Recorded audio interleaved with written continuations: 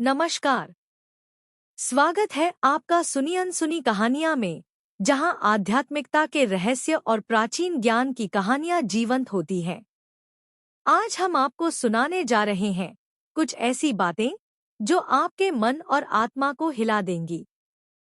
Video शुरू करने से पहले चैनल को सब्सक्राइब कर दें। इससे मुझे रोज नई नई कहानियां सुनाने का प्रोत्साहन मिलेगा और कहानी अच्छी लगी तो वीडियो को लाइक भी कर दें। हमारी आज की कहानी का शीर्षक है काली गुफा का रहस्य। उत्तराखंड के एक छोटे से गांव में सदियों पुरानी एक गुफा थी जिसे गांव वाले काली गुफा कहते थे।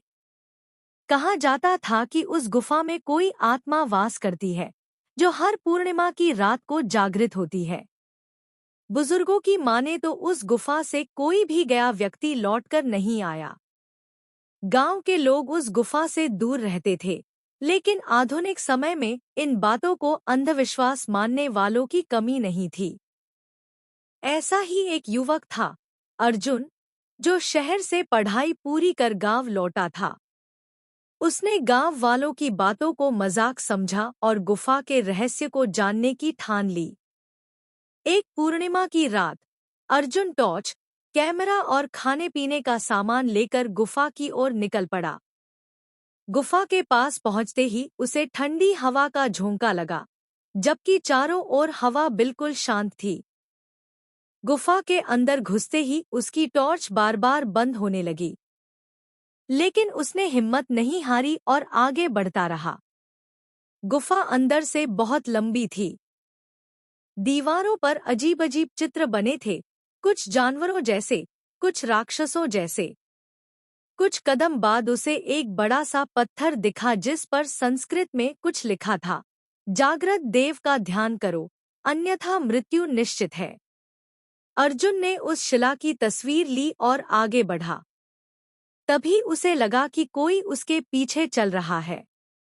उसने मुड़कर देखा, कोई नहीं था, लेकिन गुफा की हवा में अब एक अजीब सी गंध फैल गई थी। और तभी उसे एक साया दिखाई दिया, लंबा, काला और आंखें जैसे आग की तरह जल रही हों। अर्जुन डर से कांपने लगा, लेकिन उसका शरीर जैसे जम चुका था। वो साया उसकी ओर बढ़ा और फुसफुसा कर बोला, तू चेतावनी के बाद भी आया है, अब तू नहीं बचेगा। तभी अर्जुन जोर से चिल्लाया, ओम नमः शिवाय, और आश्चर्यजनक रूप से वह साया पीछे हटने लगा।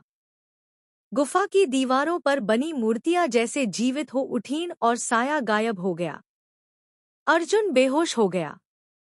सुबह गांव के कुछ लोग गुफा के पास गए तो अर्जुन बाहर बेहोश मिला। होश में आने के बाद वह बदला हुआ व्यक्ति था। वह रोज पूजा पाठ करने लगा और किसी से गुफा की बात नहीं करता था। उसके कैमरे में सिर्फ काली स्क्रीन और शोर की आवाज रिकॉर्ड हुई थी।